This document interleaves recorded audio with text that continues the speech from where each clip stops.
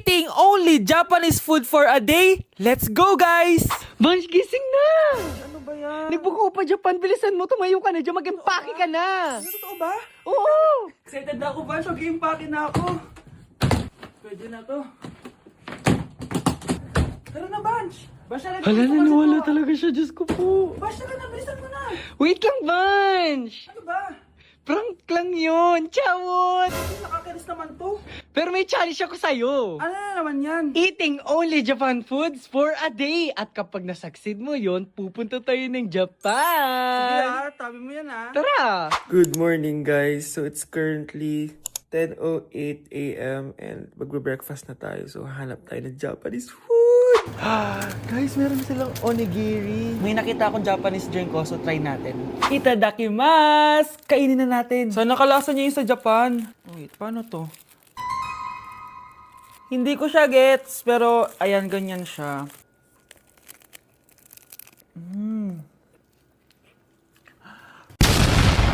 Pasabog! Kainin naman natin to kasi ako nagpabili nito. Itong bulgagi. Sarap. Tignan nyo guys yung loob nyo, oh. Kakabakal ko sa Japanese food. Tuturuan ko kayo kung paano magbuo ng onigiri. First step is... Ito pa? Oh, Okay, last etong salmon mayo. Tingnan natin. mas yung beef. Subtle lang yung lasa niya. Hindi siya sobrang malasa gaya nito. So, inom na tayo, guys. Try natin to Milku. Milku, deodorant. Miku, guys. Lasa siya Yakult. Sarap! Totoo ba? So, yun lang naman sa breakfast natin. Excited na ako sa lunch and dinner kasi sa labas tayo kakain.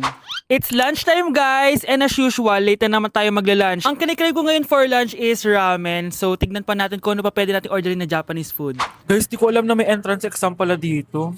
Di pa naman ako nag-review. Usually, guys, minamax ko lahat to. Papamax ko sa kanya lahat, pati yung spice para may challenge, tara. Guys, dumating na yung karaage. Oh my. Oh my God, ang sarap. Guys, nakikita nyo ba to? Kaya black yung kulay nito kasi squid ink daw yung ginamit dito. Weird siya pero masarap siya, gets. Sarap. So meron din siyang beef. Wow. Sobrang malasa siya, guys. Kung di pa kayo nakakatikim ng ramen, guys, ano pang ginagawa nyo? Bumili na kayo. Mukha lang siyang hindi nakakatakam pero masarap siya.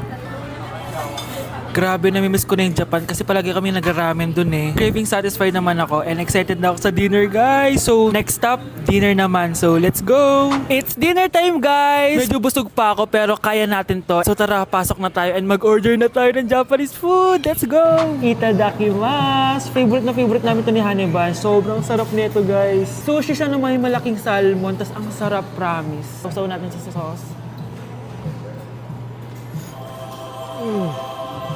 Bigyan mo ako ng best reaction mo.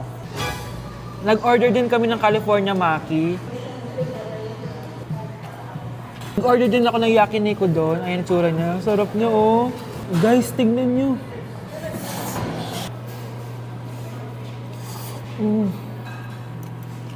Okay, next natin. Meron tayong tempura. Ang init. Nawalan ako ng gana. Hindi ko alam kung mahal siya, pero 400 plus to. Itong dalawang stick lang na to. And authentic Wagyu daw to. Kuwang-kuwin sa Japan. Sobrang busog. So yun lang naman mga anteret. So yun lang, guys. Thank you for watching this video. And sobrang nabusog ako and nasatisfy ako sa kinain ko ngayon. Mag-comment kayo kung ano pang gusto nyo i-challenge sa akin at gagawin natin yan. And guys, we're going to Japan soon! Kasi nagawa ko, di ba? Sabi mo, lilibre mo ako ng ticket sa Japan. Arigatou gozaimasu! Bye!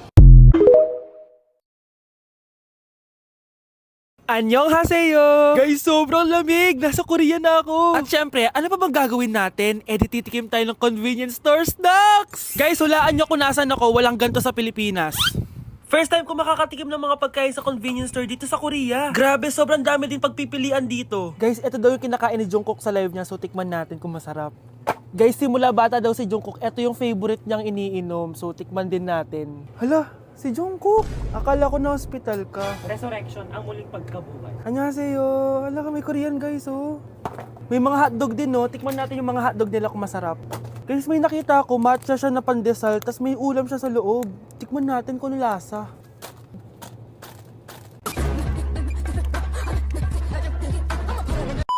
Charan! Tikman na natin sila, guys. Unahin na natin to favorite snack ni Jungkook. Kancho daw yung pangalan nito, guys. Tikman na natin. Sarap! Honey Bunch! And syempre, di natin pwedeng tikman nang wala si Jungkook. Jungkook imnida. Gets ko na kung bakit favorite ni Jungkook. Ang sarap na, guys! May kinuha si Honey Bunch kanina pero parang ang sarap, oh. So, tikman din natin. Ito yung tsura niya. Parang sarap. Manghang. Masarap siya. 7.5 out of 10. May mas masarap pa sa iba. So, inom muna tayo. Tikman natin to favorite drink ni Jungkook. Lasang banana. Pero hindi siya masyadong matamis, which is I like. 8.5 out of 10 to sa akin. So, next naman natin tong hotdog.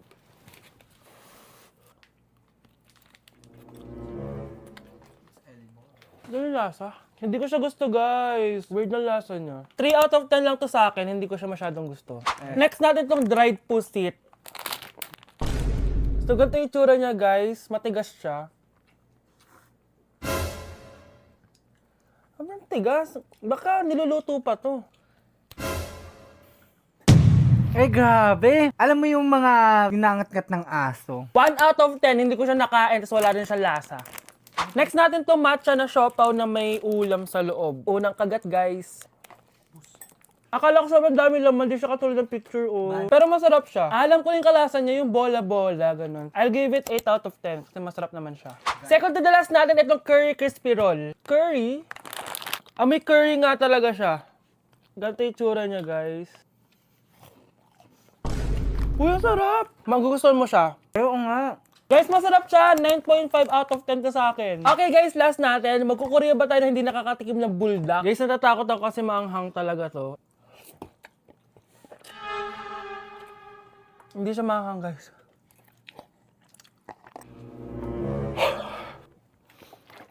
Bibigyan ko to ng 8 out of 10. Masarap naman siya kasi sobrang anghang niya. So, yun lang naman, guys. Kung gusto nyo ng part 2, mag-comment lang kayo dyan at gagawin natin yan. So, bye-bye! Ay, Nay! Good news! Nanalo ako sa loto! Totoo ba, anak? Tumama lahat ng numero sa panaginip ko, Nay. Ay, alam mo, anak, swerte ka talaga eh. Nay, may good news din ako. Gagraduate na ako next month! Talaga ba, anak? Akala ko talaga bagsak pa rin ako eh. Buti naman at di ka na ulit ng high school. Congrats! Good luck sa college! Mga anak, may good news din ako. Sabi ng doktor, magaling na daw ako sa sakit ko. So, ibig sabihin, hindi mo na kami makakalimutan, Nay? Oo, anak. Parang sunod-sunod yung swerte natin, Nay, no? Siyempre, dahil din yan kay Lord. O sige na, anong oras na? Matulog na tayo, ha? Good night, Nay. Grabe, ang kalat naman. O anak, ba't kising ka pa? Nay, sobrang kalat kasi dito sa bahay. Naglinis lang ako. Anak, tigil mo yan! Masama yan! Ha? Bakit? Masama na ba maglinis, Nay? Hindi mo ba alam yung pamahiin na bawal magwalis sa gabi? Kasi pag nagwalis ka, parang tinataboy mo daw yung swerte palabas ng bahay. Ako, Nay, 2025 na, naniniwala ka pa rin sa pamahiin? Tumatanda ka na talaga. Ay, hindi ko alam, anak. Takot lang ako na malasin ulit tayo. Sige na, Nay, itulog mo na yan. Malapit na ako matapos dito. Matulog ka na rin, ha? Nasaan na yun? Hindi pwede mawala yun! Oo, anak, ano nangyayari? Umagang-umaga sumisigaw ka. Nay, nawawala yung lotto ticket natin. Hindi natin makiklaim yung pera. Ha? Sige anak, tutulungan kita maghanap, ha? Ay, baka nandito lang yung banda. Oo anak, ba't ka umiiyak? Ayoko na. Ginawa ko naman lahat eh, pero binagsak pa rin ako ng teacher ko. Ano? Hindi na daw ako kasama sa mga gagraduate, Nay. Lahat ng effort ko nasayang! Anak! Nay, magpahinga ka muna. Ako na muna bahala dito. Ano na naman nangyayari sa pamilya natin? Anak? Scarlett? Kyle? Susan? Kamusta ka na? Dok? Ba't nandito ka? Dinalaw kita para kamustahin ka. Mga musta? Eh di ba sabi niyo magaling na ako, Dok? Yun din nakakala ko. Ha? Teka lang, nakita mo ba yung mga anak ko? Susan, matagal nang patay ang mga anak mo. Ha? Hindi mo ba naaalala? Pareho silang na-depress. Si Scarlett dahil sa nawala niyang lotto ticket. Si Kyle naman dahil hindi nakagraduate. Kaya, ayun. Kailangan mo ulit maggamot, Susan. Dahil lumalala na naman ang demensya mo.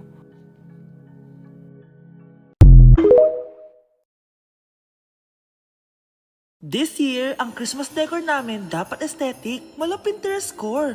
Minimalist but magical. Nay, ganito yung gusto kong Christmas decor. Need na lang natin ng ribbons, garlands, glitters, and maybe a glue gun. Tingnan mo, may ilaw pa sa bintana mo. Anong gusto mo, magparol show? Nay, trust the vision. Sige, basta, huwag kang gagastos ng bongga ha. Wow, ang ganda nito. Grabe, ang dami ng tao. Christmas season na nga talaga. Okay, good. Secured. Ayan, all added to basket na. Ayan, secured na talaga.